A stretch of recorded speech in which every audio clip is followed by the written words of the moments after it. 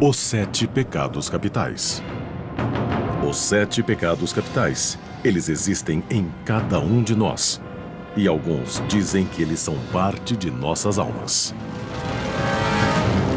Esses pecados são fatais, eles têm um efeito gravemente destruidor na vida espiritual de uma pessoa. Luxúria, inveja, gula, preguiça, avareza, ira e soberba. De acordo com a teologia cristã, pecar é simplesmente pensar nesses pecados capitais. A Bíblia diz que o resultado do pecado é a morte. Cada um desses pecados tem uma história secreta revelando como eles se tornaram capitais. Os 7 pecados capitais tiveram um enorme impacto na história, na sociedade e em nossas almas. Você não pode transgredir a lei moral de Deus sem que alguém pague um preço terrível.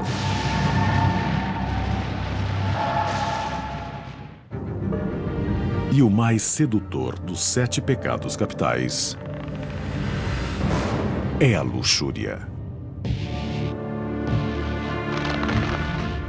Os 7 pecados capitais não aparecem na Bíblia Sagrada. Então, de onde eles vieram? Os 7 pecados não estão exatamente na Bíblia. Quero dizer que não há uma lista desses pecados. Isso tudo foi criado a partir de interesses éticos da antiga igreja. Em aproximadamente 375 d.C., um monge cristão fugiu das tentações de Constantinopla para um pequeno monastério no deserto egípcio.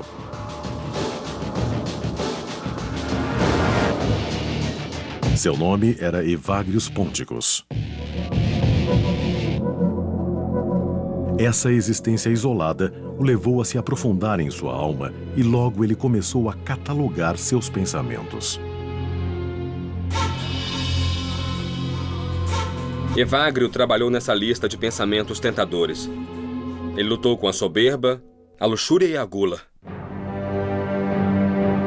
Evagrius reduziu as numerosas tentações em uma única lista dos mais aterrorizantes e perigosos. A lista era composta de 8 pensamentos tentadores: luxúria, gula, preguiça, avareza, ira, soberba, vaidade e tristeza.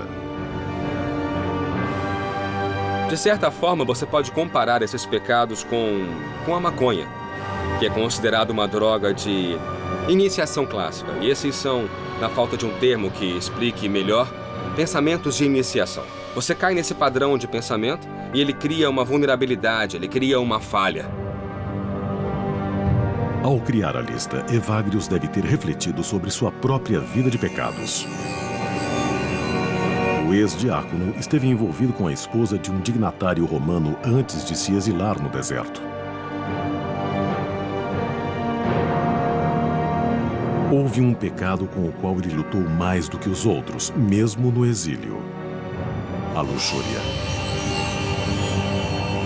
Apesar desses monges raramente virem mulheres, a tentação da luxúria se mantinha. Quando os pensamentos de luxúria lhes vinham à mente, eles os distraíam colocando os dedos nas chamas das lamparinas para que pensassem naquela dor, ao invés de outras que pudessem ter em seus corpos.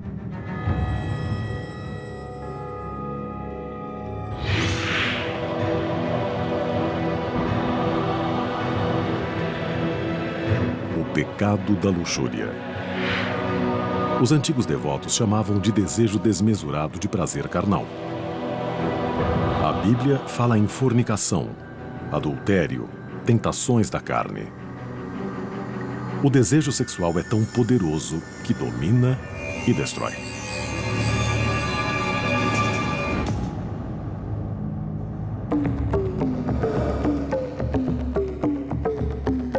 Apesar da luxúria não ser condenada no mundo antigo, e sim celebrada.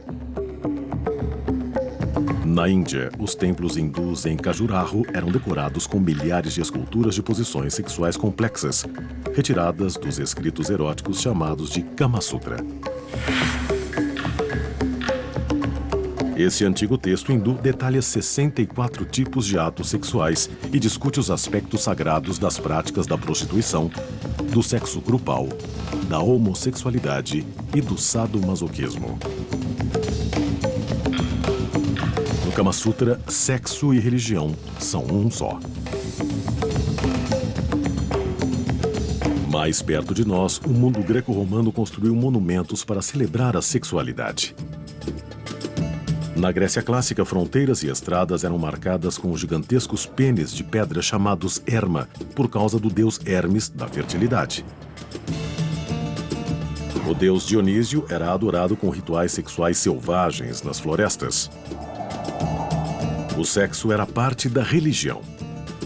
Na verdade, a palavra grega orgia significava originalmente ritual secreto.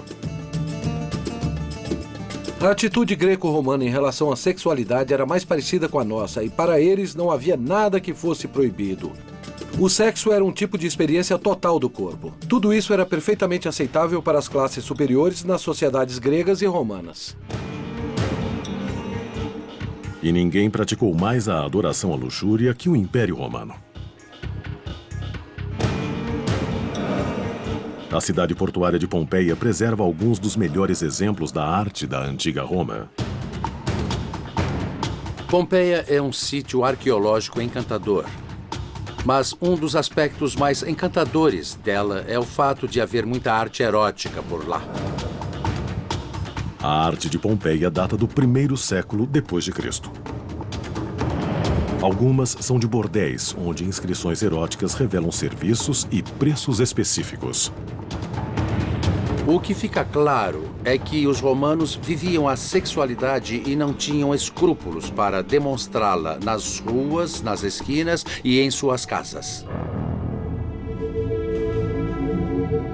A adoração romana à luxúria talvez tenha alcançado seu auge no reinado do imperador Calígula em 37 d.C. Disse que o jovem imperador exigia sexo de todas as mulheres atraentes de Roma, incluindo suas próprias irmãs.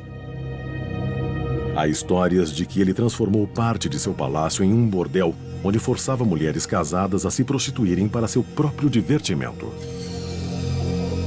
Costuma-se dizer que o assassinato de Calígula aos 28 anos foi um sinal da ira dos deuses por ele ter abusado do poder da luxúria.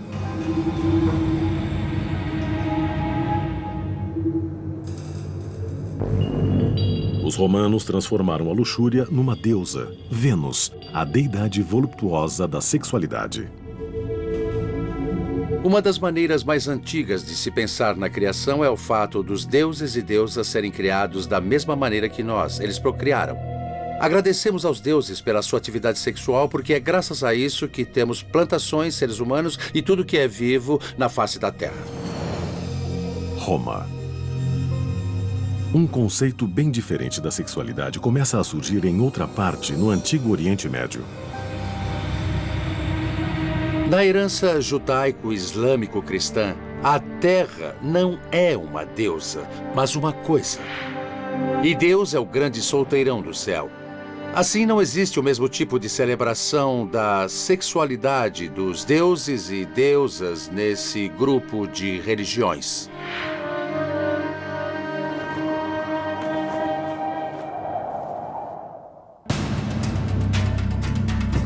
Deuteronômio.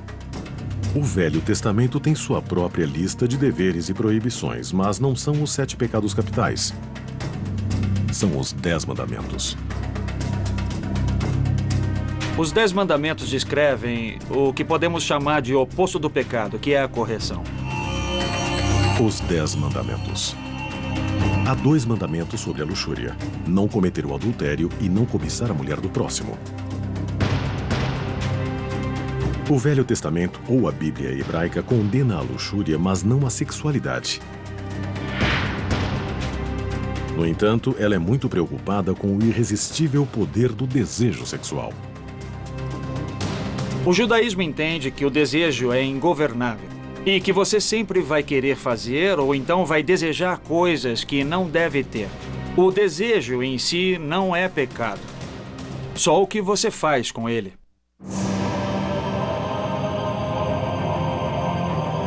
cristianismo herdou essa tradição e a expandiu. Jesus diz aos seus seguidores que eles cometem o pecado do adultério mesmo quando apenas olham para uma mulher com desejo. Jesus aponta e enfatiza os pecados do pensamento. Você pode cometer o adultério mentalmente. Jesus diz que a punição para o pecado é o inferno, a danação eterna. Os fiéis acreditam que, cometendo os 7 pecados capitais, uma pessoa vai para o inferno. Apesar de, em lugar algum da Bíblia, haver uma descrição do inferno. A representação mais poderosa da danação para os pecadores vem gerações depois da pena do escritor italiano Dante Alighieri.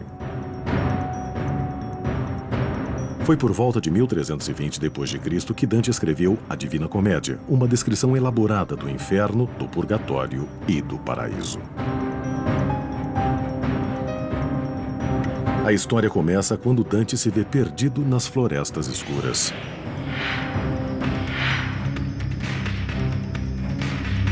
Ele encontra o poeta romano Virgílio, que o leva pela porta do inferno.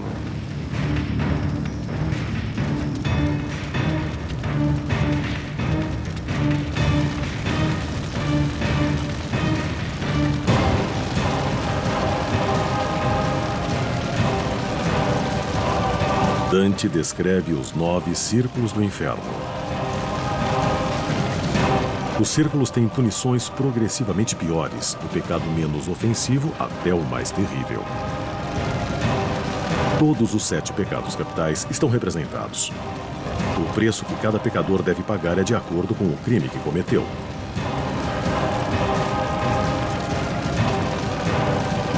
O pecado da luxúria fica no 2º círculo do inferno. Aqui, os acometidos pela luxúria são jogados pelos ares por ventos faiscantes sem esperança de descanso. Acredita-se que a punição seja um símbolo do poder tempestuoso da luxúria.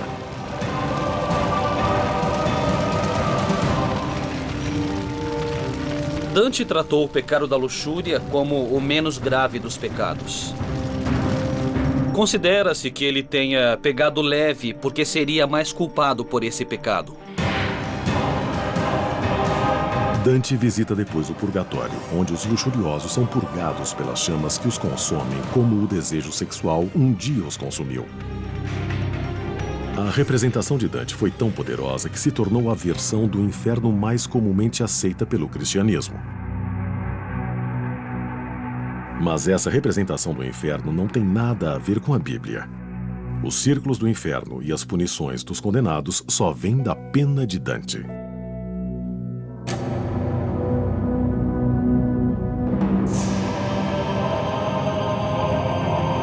Mas o posicionamento bíblico contra a luxúria não deteve uma seita cristã antiga. Esses radicais tiveram uma visão muito diferente do pecado. Ao invés de condenar a luxúria como um pecado, eles celebraram como um sacramento. Os 7 pecados capitais. Durante séculos, eles moldaram o comportamento da sociedade. Para os fiéis, quando combinados, eles representavam um código moral para uma vida bem vivida. Cada transgressão tem uma definição e uma punição específicas.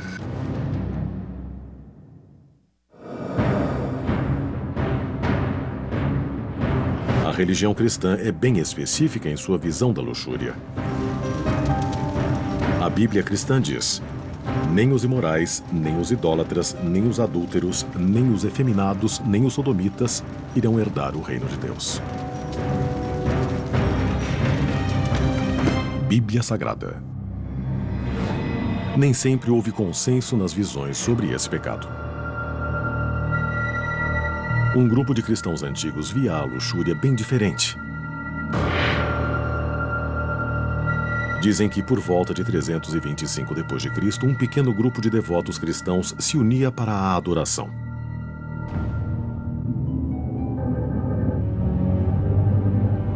O serviço começava com o ritual do desnudamento, seguido por uma unção.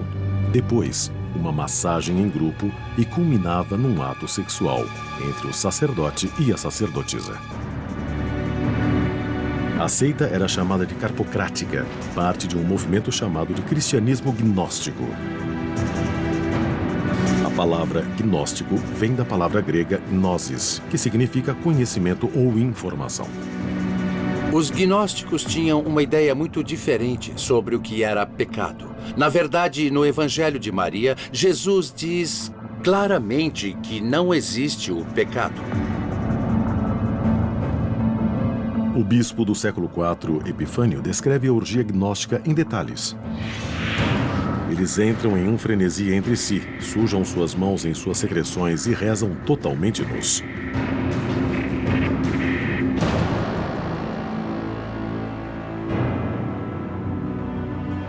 Mas alguns acreditam que essa descrição pode ter sido apenas propaganda negativa. Os caçadores de heresias, os heresiólogos, estavam ávidos para acusar seu propósito espiritual de qualquer falha. Eles diziam que alguns gnósticos faziam sexo com quem quisessem. Eles faziam festas de sexo, consumiam fluidos corporais uns dos outros. Era o que os heresiólogos diziam. Parece que a linha principal da igreja cristã viu o culto à luxúria como uma ameaça ao seu poder e às suas almas. Então, ela reagiu. Os evangelhos gnósticos foram destruídos. Os grupos foram proscritos, deixando para a história somente os contos sombrios dos cristãos antignósticos.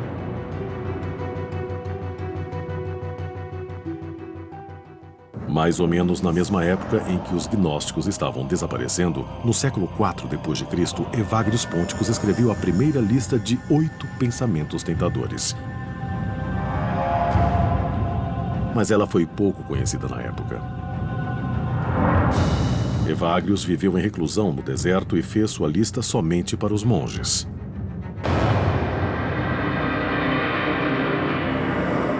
Os 7 pecados capitais só foram difundidos 200 anos depois.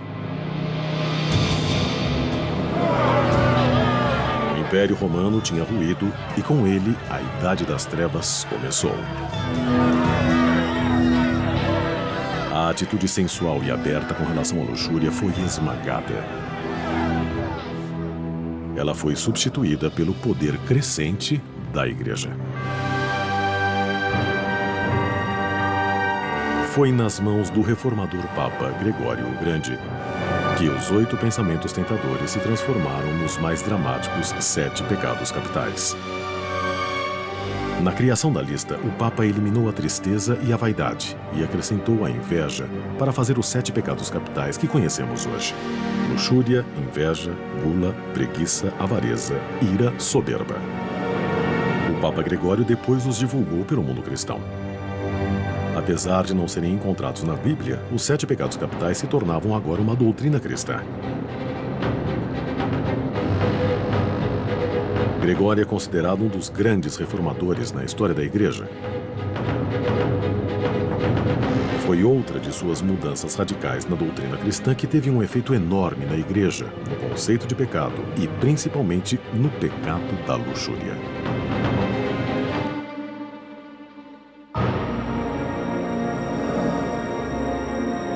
O Papa declarou que todos os padres na Igreja Católica Romana deviam ser celibatários.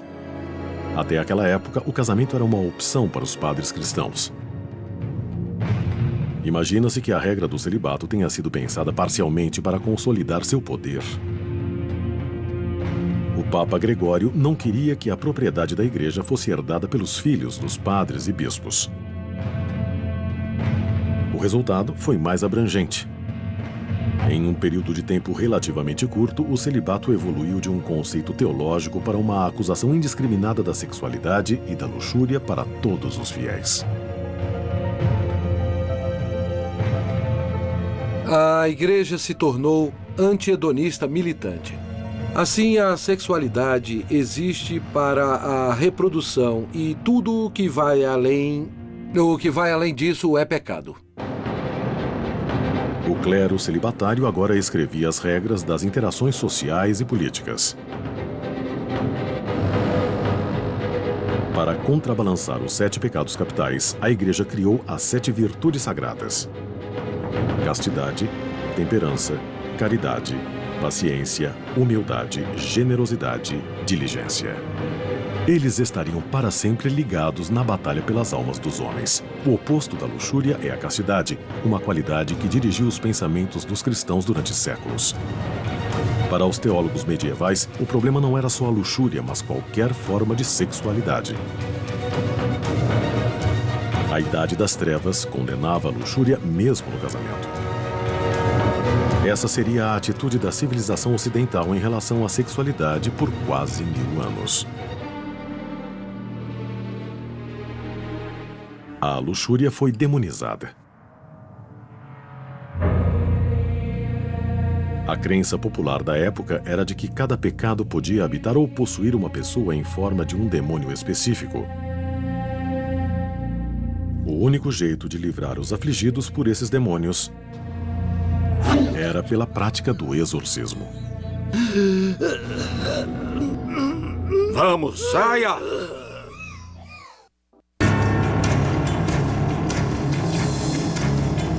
Os antigos monges cristãos acreditavam que os 7 pecados capitais tinham o poder de condenar o fiel à danação eterna.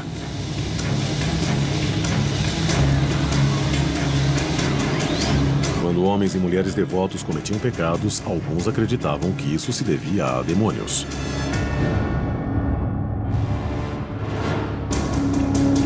A humanidade acreditou na existência de demônios por milhares de anos.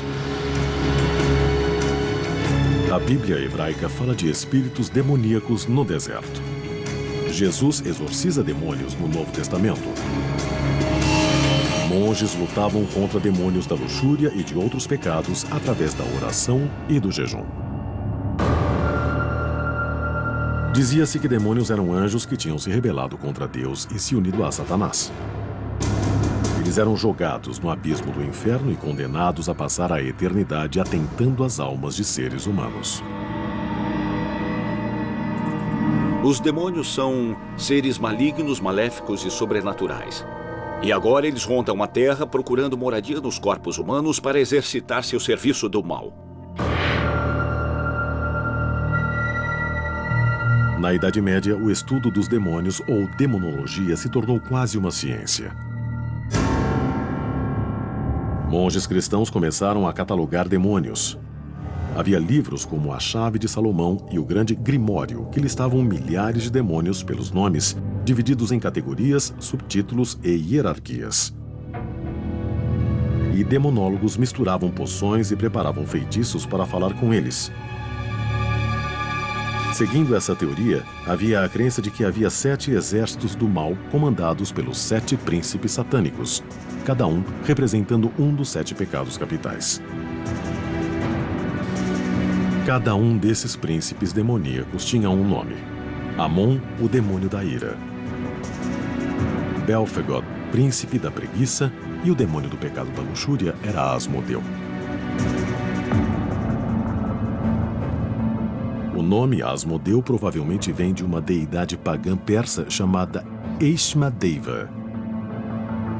Uma das primeiras aparições desse demônio em escrituras é no livro de Tobias, onde o demônio possui sexualmente uma linda e jovem mulher e a força a matar 7 de seus pretendentes. O demônio é um ser perigoso e poderoso. Mas textos mágicos, como o Testamento de Salomão, dizem que Asmodeu podia ser controlado através de feitiços. Também se achava que esse príncipe demoníaco podia ser forçado a realizar os desejos sexuais e até podia permitir relações sexuais com belos demônios femininos, chamados de súcubos, que davam prazeres incríveis enquanto consumiam as almas dos humanos.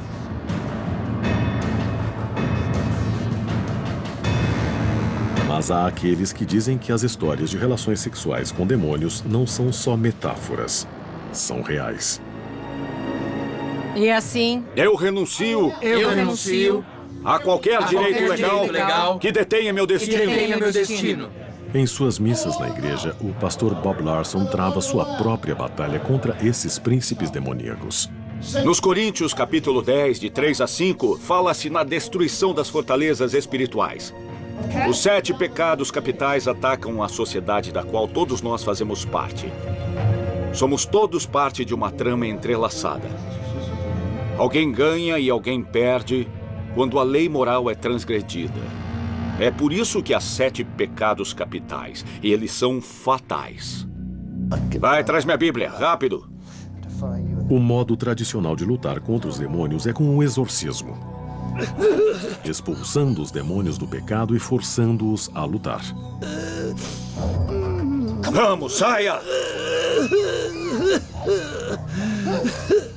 A prática do exorcismo é tão antiga quanto a crença nos demônios. Na Idade Média, vários sinais de possessão foram instituídos.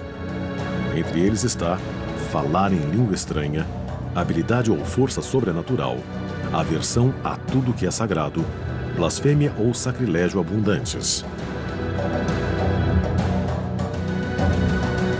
Há várias soluções para a possessão. Demônios podem ser provocados por várias coisas sagradas. Tocar a pessoa com óleo de unção no sinal da cruz, a presença de uma cruz ou da Bíblia, rezar, ler a Escritura. Coisas que são sagradas e que um demônio não gosta de ter por perto vão incomodá-los. Entre os demônios mais comuns que o pastor Bob enfrenta está Asmodeu, príncipe do pecado da luxúria. Asmodeu, demônio da luxúria. Eu lido frequentemente com o demônio da luxúria. Às vezes ele entra através da pornografia. Geralmente ele entra quando alguém abusa sexualmente daquela pessoa. Larson usa vários métodos antigos para tentar livrar uma pessoa do demônio da luxúria. Eu ordeno o que o demônio deve dizer. Vai se atormentar, atormentar. Por exemplo, eu, o demônio da luxúria, renuncio ao meu direito a essa pessoa, uma criatura de Deus, e não exigirei mais o direito a ela. Saia! Aí ele vai lutar e pode dizer: não vou embora, essa pessoa é minha, tem que ir embora. E você continua dizendo a ele que deve ir embora. Vai sim. Os exorcismos de Bob Larson são controversos para a linha principal da igreja, mas eles se baseiam em rituais tão antigos quanto a própria religião. Tem que ir embora. Os 7 pecados capitais foram associados aos demônios e ao exorcismo na Idade Média. No mesmo período, 1213 d.C., para ser exato, a Igreja agregou mais um detalhe à história do pecado: a confissão. Foi exigido que os cristãos fossem a um padre pelo menos uma vez ao ano e descrevessem seus pecados nos mínimos detalhes. Como um guia para ajudar os fiéis a determinar exatamente o que deviam confessar, a Igreja os ensinou a considerar a lista dos 7 pecados capitais. Você encontra citações frequentes de bispos dizendo que as pessoas devem refletir sobre os 7 pecados capitais e que deviam pensar nisso quando fossem se confessar. Era em torno desse tipo de coisa que eles deveriam organizar e mudar suas vidas. Os 7 pecados capitais foram institucionalizados. Eles se tornaram parte da cultura popular por toda a Europa. Foram esculpidos em igrejas, pintados em altares, desenhados nas Bíblias e descritos em contos e histórias, poesias e epopeias.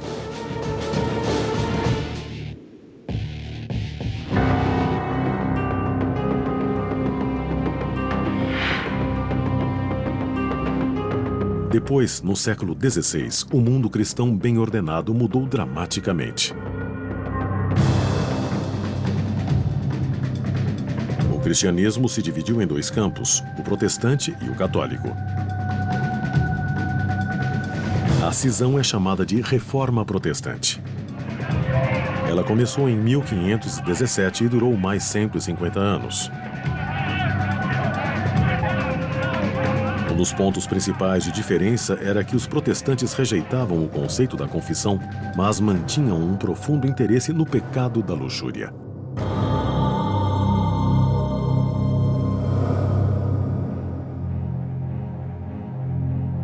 Durante esse período, uma seita de protestantes chamada de puritanos fugiu do continente europeu pecador para buscar liberdade religiosa no Novo Mundo. Os puritanos foram nomeados assim por causa de suas crenças devotas e seu objetivo principal de criar uma forma mais pura de adoração e doutrina. Eles pretendiam criar uma colônia na América do Norte onde o pecado não seria tolerado. 1620 d.C. Quando os puritanos chegaram a Plymouth, em Massachusetts, em 1620, formaram uma colônia onde o pecado da luxúria era central em sua teologia e seu código de leis. Em Plymouth, cometer o pecado da luxúria trazia penalidades graves. Mulheres flagradas cometendo adultério eram condenadas a usar a letra A para o resto de suas vidas. Os puritanos flagrados em qualquer atividade sexual fora do casamento enfrentavam o açoite, a humilhação pública em troncos e, no caso da sodomia ou relações com animais, eram mortos.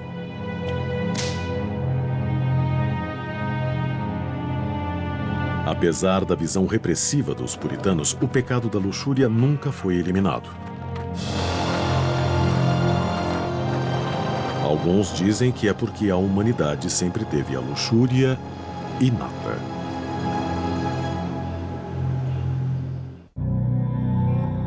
Os 7 pecados capitais eram os caminhos para a danação eterna, de acordo com séculos de doutrina cristã.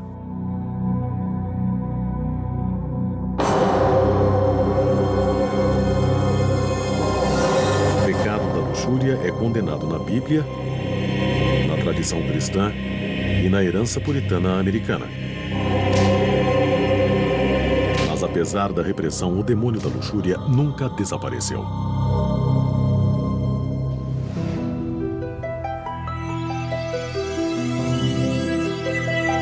Para os pesquisadores modernos, a luxúria é menos uma questão de pecado e mais uma questão de ciência.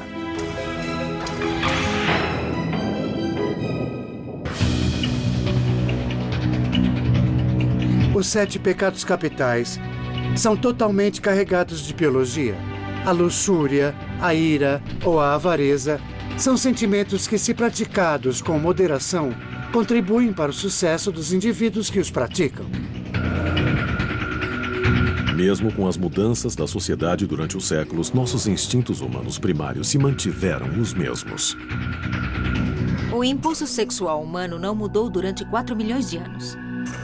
A luxúria não é uma emoção.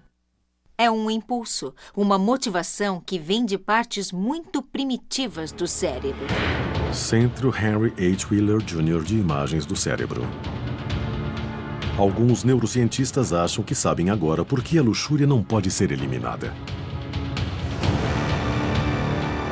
O instinto básico de acasalar, ou o que nós comumente nos referimos como desejo sexual, vem do hormônio da testosterona. Esse elemento químico está presente no impulso sexual de homens e mulheres. A química neurológica do amor romântico é a dopamina, que regula o prazer e a concentração. Quando você se apaixona por alguém, você aumenta a dopamina no cérebro e ela desencadeia a testosterona associada ao impulso sexual. Esses elementos químicos cerebrais interligados podem ter efeitos negativos. A dopamina associada a amor pode nos levar à luxúria e a testosterona pode imitar os sentimentos de amor. Qualquer tipo de estímulo sexual aumenta não só a testosterona, associada ao desejo sexual, mas também a dopamina, e isso pode levar você ao ponto de se apaixonar por alguém. Por isso, o sexo casual não é casual. A evolução criou o impulso para acasalar e procriar. Mas os seres humanos também evoluíram um tipo específico de comportamento para a procriação. Cientistas chamam de formação de pares ou monogamia. Para entender verdadeiramente o desejo humano, temos que examinar os hábitos de acasalamento de espécies inferiores. Seres humanos são como as outras espécies que estudamos. São interessados em parceiros sexuais variados. Biólogos falam sobre o que chamam de CEP, o que os humanos chamariam de adultério. CEP significa cópulas extrapar. Evidências genéticas revelam que mesmo espécies que formam pares, como os lobos e os cisnes, geralmente parecem ter algo mais por fora. O motivo biológico para as cópulas extrapar é simples. Traição e adultério dão uma vantagem evolutiva às espécies. Se você é macho, a vantagem é que pode acabar inseminando mais fêmeas e se tornando pai sem grandes esforços. Para as fêmeas, a vantagem é ter fontes adicionais e melhor material genético.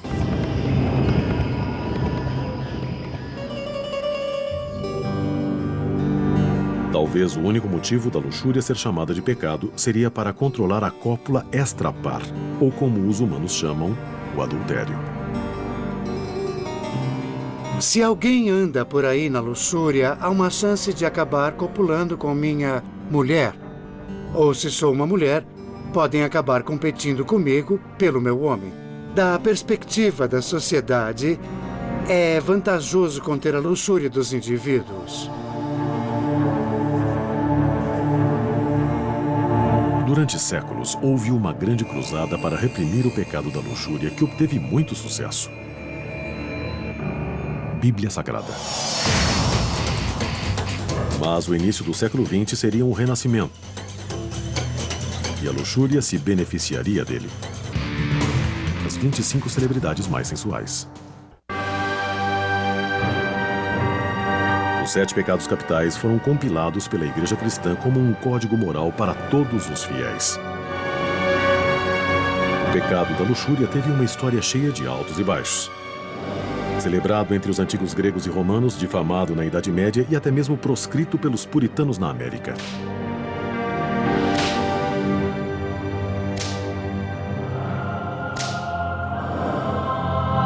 A era vitoriana, nos anos 1800, ganhou uma reputação de puritanismo e repressão sexual. A literatura vitoriana frequentemente retratava os sentimentos sexuais como anormais, imorais e possivelmente insanos. A não ser, claro, que dentro do sagrado matrimônio. A prática da prostituição junto ao adultério e à homossexualidade, sem falar em todos os outros comportamentos luxuriosos, continuaram, claro, escondidos.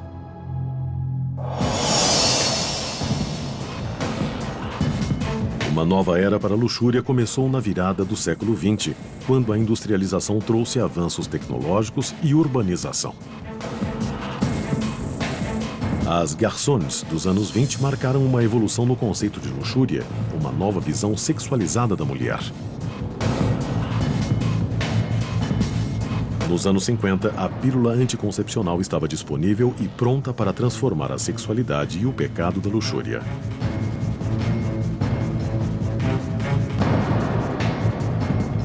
A evolução do pecado da luxúria foi total nos anos 60, quando as revoluções sexuais tomaram o mundo.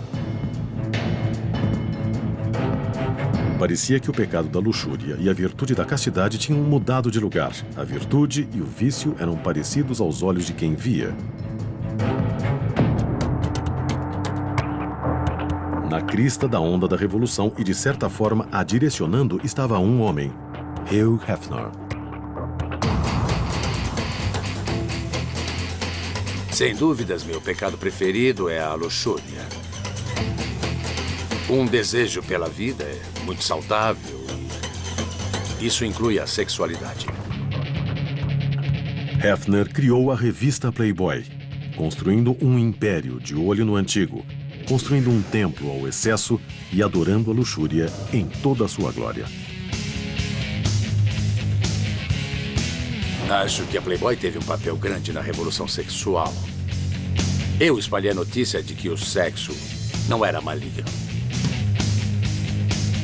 Apesar de séculos de tentativas religiosas de eliminar a luxúria, o pecado sempre voltou. A luxúria é um nome que damos quando ela é demais ou inapropriada. Existe um motivo biológico ou neurológico para ele continuar sendo uma tentação vital?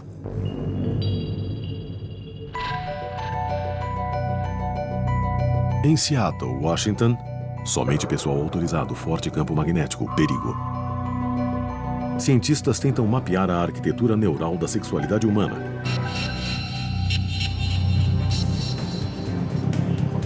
O Dr. Ken Miravia investiga como a luxúria e a sexualidade afetam cada parte do cérebro humano. Ele usa duas tecnologias. Uma é a máquina de ressonância magnética. A outra tecnologia é um simples aparelho de DVD.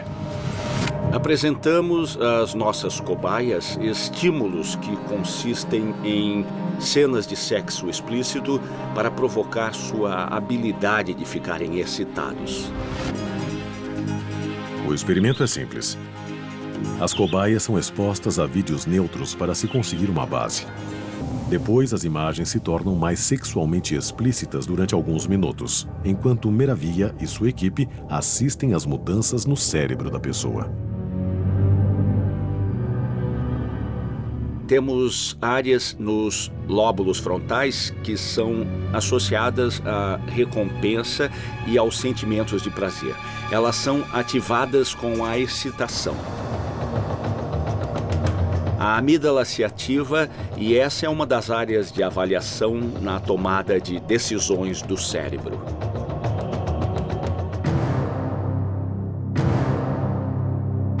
A ressonância mostra que quando a pessoa está sexualmente excitada, há um resultado intrigante para as novas descobertas. Também descobrimos que certas áreas do cérebro parecem se tornar menos ativas e parecem ser as áreas relacionadas ao julgamento moral, à inibição. Quando as áreas de desejo do cérebro se acendem, as áreas de discernimento são desligadas.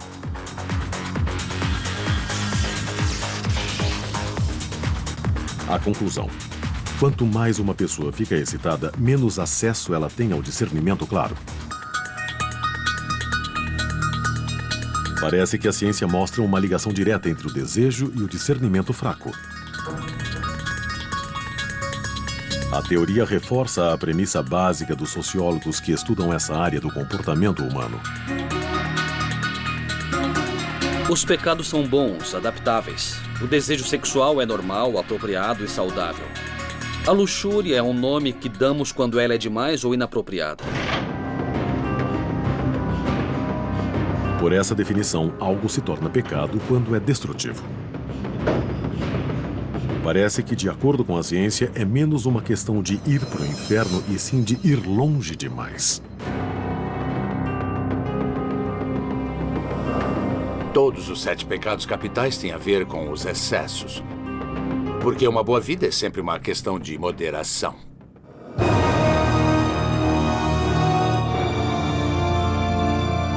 As mesmas energias que nos motivam a fazer o bem podem ser desviadas e nos fazer pecar.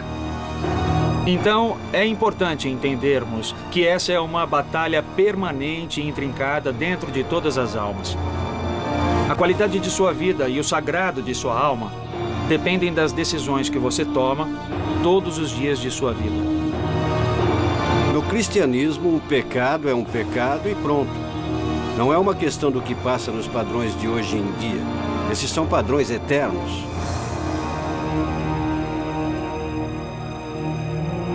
A questão continua. A prática da luxúria, da inveja, da gula, da preguiça, da avareza, da ira ou da soberba condena alguém a uma eternidade de punições nos abismos do inferno? Acredite no que for, os 7 pecados capitais continuam relevantes, porque ainda afetam a sociedade, a nós e, possivelmente, nossas almas. Os 7 pecados capitais.